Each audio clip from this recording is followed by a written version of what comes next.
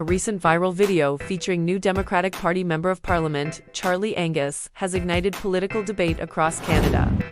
In the clip, Angus does not hold back as he openly calls United States President Donald Trump a gangster and a convicted felon. His fiery speech was delivered during a live-streamed panel on Canadian sovereignty and global democracy. But it quickly took on a life of its own, spreading like wildfire across social media platforms.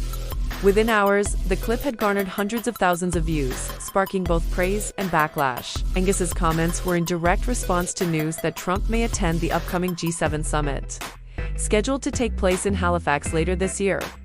The former MP argued that Canada should not welcome someone who, in his words, has openly attacked democratic norms, encouraged white nationalism, and spread misinformation that undermines global trust. He called on Prime Minister Mark Carney to block Trump's entry into the country, claiming that allowing him into Canada would send the wrong message about the nation's values and its commitment to democracy.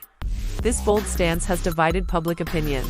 Supporters of Angus applauded him for saying what many are thinking, but few are willing to say out loud. Several prominent Canadian activists and academics shared the clip, commending Angus for calling attention to the moral and legal controversies surrounding Trump. They argue that allowing someone with multiple indictments and a deeply polarizing reputation to attend a major global summit undermines Canada's role as a diplomatic and ethical leader on the world stage. However, critics accuse Angus of political grandstanding. Some conservative politicians and commentators have described his language as undiplomatic and damaging to Canada and USA relations. One columnist in a major Toronto newspaper questioned whether the use of the term gangster lowers the level of political discourse, turning serious international issues into soundbites and internet memes. Still others pointed out that Trump remains a powerful political figure in the United States, and that insulting him could create diplomatic ripples Canada might not be ready to handle. In a televised follow-up interview, Angus stood by his remarks. He cited Trump's past legal troubles, including recent convictions related to business fraud, as justification for his language. Angus also referenced the January 6 Capitol insurrection as evidence that Trump had crossed the line from politician to authoritarian threat.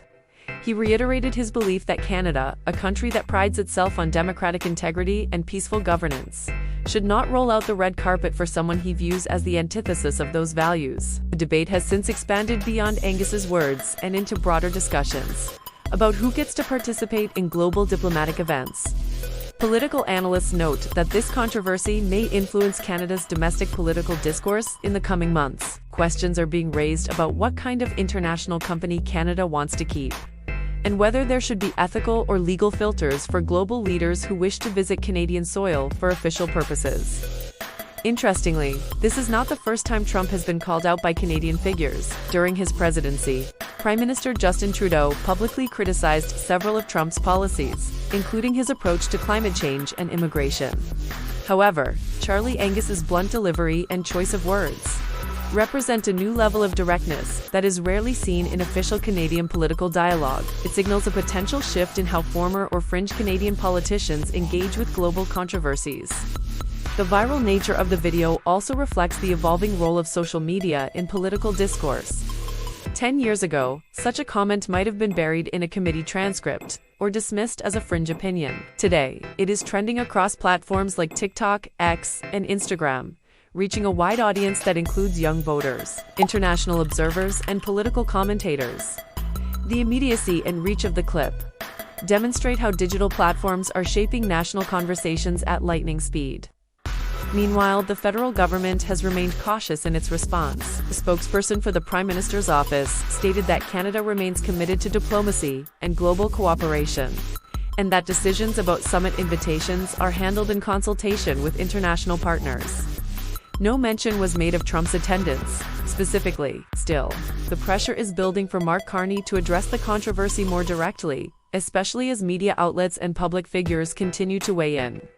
As the G7 summit approaches, the question of whether Trump will be allowed to attend may become a litmus test for Canadian values. Whether one agrees with Charlie Angus or not, his comments have forced the nation to confront uncomfortable questions about integrity, diplomacy, and who we choose to welcome as guests on Canadian soil. In the words of one commentator, sometimes, the loudest voice in the room is the one that forces everyone else to think twice. The debate over Donald Trump's presence at the upcoming G7 summit continues. Charlie Angus's viral remarks have lit a fire under a much bigger conversation. One that asks us to reflect on Canada's values, our global role, and the kind of voices we choose to welcome, whether you see his words as bold truth or political overreach. One thing is clear, the world is watching, and Canada's response will speak volumes. If you found this video thought-provoking, make sure to like, share, and subscribe to West is Best, your trusted voice for Canadian stories that matter. Tap the notification bell so you never miss our latest coverage on politics, culture, and everything in between. Thank you for watching. Stay informed, stay engaged, stay Canadian.